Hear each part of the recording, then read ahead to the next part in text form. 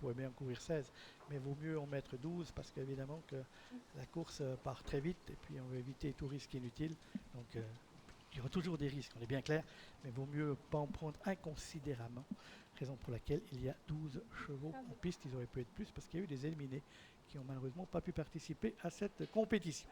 C'est moins plus souvent des éliminés dans les prix de série qu'avec les épreuves pour les bons. Alors qu'on voit que un petit Loup Creek a pris un peu de retard, que Hyde Park n'a pas trop l'habitude de l'autostart.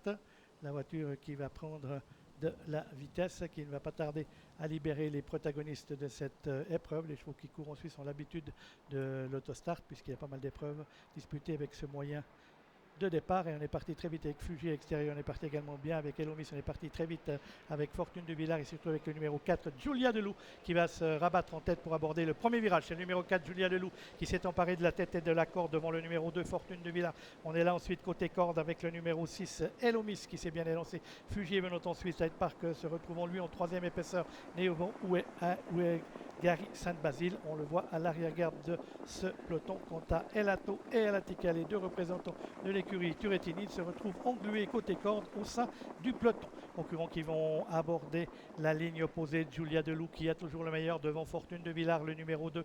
Hyde Park qui poursuit sa progression à l'extérieur. On est là toujours avec le grand Fugier, le numéro 8 côté corde. On va retrouver le 6 Elomis, le 3 Elatica venant ensuite. Elato est venu ensuite, Alatica étant derrière lui.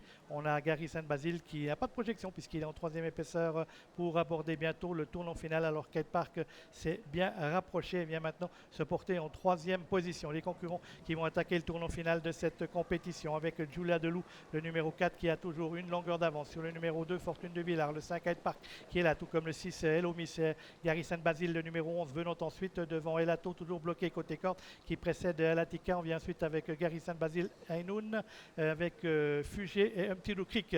Julia Deloup qui tente de prendre la fuite dans le tournant final. Elle a pris la poutre d'escampette et compte une deux longueurs d'avance. Hyde Park se lance maintenant à sa poursuite. On faiblit quelque peu avec Fortune de Villars, sollicité par son driver. Elomis progresse quant à elle côté corde et on essaye de venir maintenant avec Gary Sainte-Basile, avec Elato qui se rapproche également, avec Ainoun. Elato qui n'a pas le passage et qui va pouvoir plonger en dedans maintenant alors que Julia Deloup a toujours la meilleure, que Elomis l'attaque. Fortune de Villars revient à la charge, que Elato n'a pas le passage et qu'on essaie de bien finir avec Hyde Park. Une arrivée très disputée, c'est Elomis qui surgit et c'est Elomis qui s'impose certainement devant le numéro 3 Elato. Superbe arrivée à l'occasion de ce prix de Cordemais avec la victoire